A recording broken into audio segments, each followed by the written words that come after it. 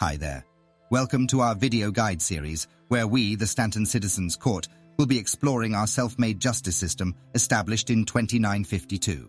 This series will be divided into multiple parts, each focusing on a fundamental aspect of our justice system, so that everyone watching can be fully informed of what it is, should you need to rely on it either as an enforcement officer, an attorney, a victim of crime within Stanton, or a person accused of an offense. In this first part, we will be exploring the origins of the Justice Project and its relation to the existing criminal justice system operated by the UEE and 4 megacorporations within Stanton.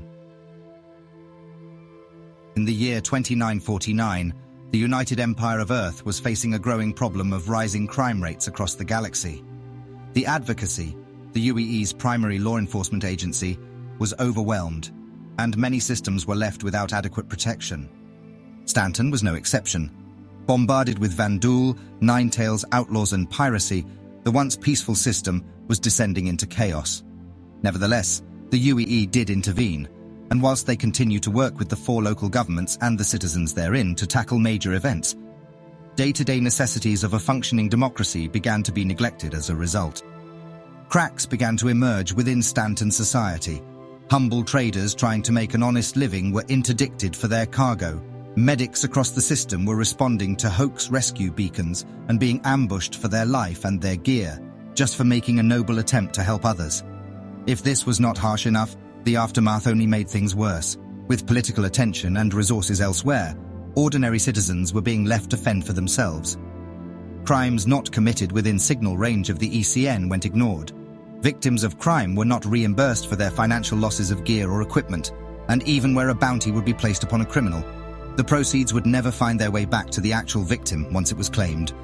Fed up with the situation, a group of citizens banded together to form the Stanton Justice Assembly, a community-led action group dedicated to protecting the citizens and organizations of Stanton from the criminal elements that were running rampant in the area. The Stanton Justice Assembly quickly gained support from the local populace, who were tired of living in fear and showed passion for securing a more just society.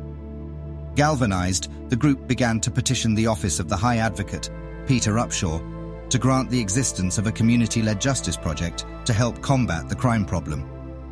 The High Advocate's office was hesitant at first, concerned about the potential for corruption, the undermining of the existing system, and the lack of resources available to support such a unique project. However, after some considerable back and forth with the High Advocate's office, it was agreed in 2952 that the Stanton Justice Assembly would be granted an operational probation period of 2 years, but with the following conditions. 1. To mitigate risks of corruption, the Stanton Justice Assembly must be divided into 3 independent but cooperative parts: a police force, a judicial court, and a prosecuting body, ensuring that private citizens and organizations are also allowed to establish defense attorney offices to operate within the system, if compliant with the law. 2. The entire project must proceed without any support from either the Office of the High Advocate or the UEE more widely. This includes any endorsement of the scheme or financial resources being allocated, due to the amount of funds and personnel already being channeled into Stanton projects. 3. The project must not undermine, circumvent, or seek to overrule the existing legal framework within Stanton. To do so would be viewed as a severe infringement and would result in the project being shut down in its entirety. The project must therefore only be offered as an additional means for citizens to achieve justice and must not seek to replace the current system. And so, the Stanton Justice Assembly ceased much of their operations as a single entity and instead separated into the 3 component bodies we have today. The Stanton Police Department, a citizen-run law enforcement agency that aimed to fill the gaps in coverage left by the current system and combat the rising threat of organized crime. The Stanton Citizens Court, a citizen-run judiciary-cum-legislature responsible for hearing the cases presented to it in a fair and unbiased way, whilst also being responsible for the drafting of relevant laws and guidance issued to the police and prosecutors in the carrying out of their duties. Finally, the Stanton Department of Justice, a citizen-run law office of prosecutors responsible for assessing the merits of charges submitted to them by the police. If successful, prosecutors will then go on to present the case within the court and seek to administer justice for victims of crime across Stanton.